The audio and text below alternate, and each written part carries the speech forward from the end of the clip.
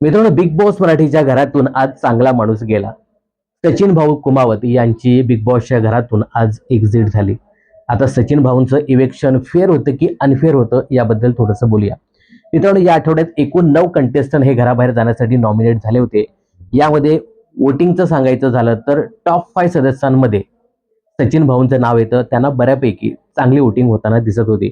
बॉटमचं सांगायचं झालं तर इथे प्राजक्ता, सागर, दीपाली आणि रुचिता या 4 कंटेस्टंटना वोटिंग खूपच कमी झाली होती. पण बिग बॉसच्या घरामध्ये वोटिंग प्लस कंटेंटला खूप महत्त्व असतो. नुसती वोटिंग असून चालत नाही.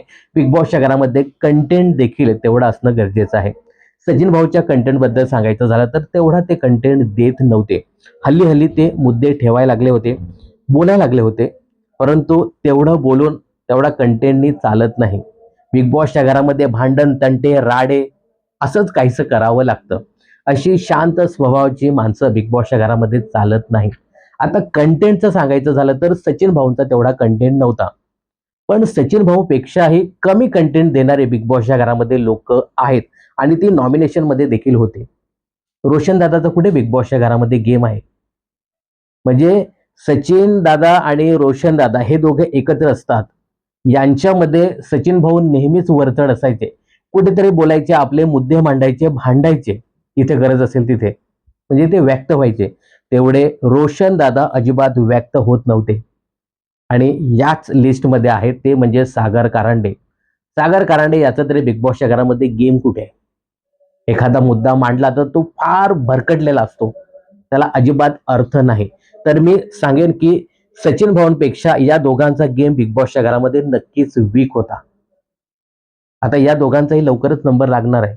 पुढच्या जर नॉमिनेशनमध्ये हे दोघे आले ना, तर या दोघांपैकी एक कंटेस्टंट जाणारच आहे. पण सध्या तरी असं वाटतंय की सचिन दादापेक्षा या दोघांचा गेम नक्कीच वीक होता. आता सचिन दादाबद्दल सांगायचं झालं ना, तर सचिन दादा मनाने फार चांगला माणूस आहे.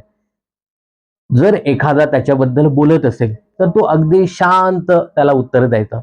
नॉमिनेशनमध्ये जर त्याला कोणी नॉमिनेट केलं तर खूप छान पद्धतीने तो पटवून द्यायचा, रिॲक्ट व्हायचा. बिग बॉसच्या घरामध्ये आजपर्यंत म्हणजे 6 आठवडे झाले. या 6 आठवड्यामध्ये सचिन दादाने कोणालाच दुखवलं नाही. त्यामुळेच इथे रितेश भाऊ सांगत होते ना, की खूप चांगला माणूस बिग बॉसच्या घरातनं आज जातोय आणि सचिन दादासाठी थोडं वाईटही वाटलं. चांगला माणूस होता. पण अशी लोक बिग बॉसच्या घरामध्ये फार काळ टिकत नाही. हे इतिहास लिखित, विधी लिखित आहे. अशी लोक बिग बॉसच्या घरामध्ये फार काळ टिकत नाही. काल मित्रांनो, ज्या पद्धतीने भाऊच्या धक्क्यावरती रितेश भाऊने सचिन दादाचा गेम एक्सपोज केला. तुम्ही सतत सांगता की मी चांगला खेळ खेळतोय, मी दिसतोय, तरी मला अशा पद्धतीने का दाखवलं जातं? तेव्हा रितेश दादाने सचिन भाऊंचा गेमच एक्सपोज केला की तुम्ही अशा पद्धतीने खेळता, तुम्हाला संधी मिळतात, परंतु त्या संधीचा तुम्ही योग्य वापर करत नाही. आणि पाणीफेक हा जो काही मुद्दा होता ना, तो उगाच मुद्दा काढला आणि सचिन दादाला थोडंसं विलन बनवण्याचा प्रयत्न केला. ठीक आहे, झालं ते झालं.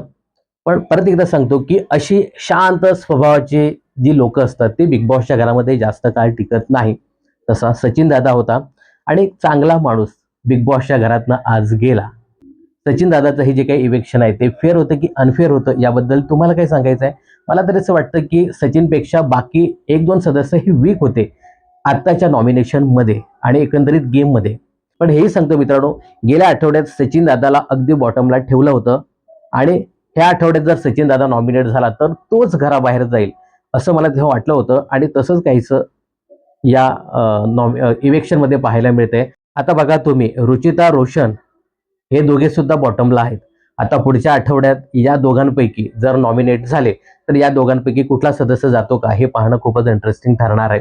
तर काय वाटतं तुम्हाला, सचिन दादाचं इलेक्शन फेअर होते की अनफेअर होतं? याबद्दल तुमचं काय मत आहे कमेंट्स करून नक्की सांगा.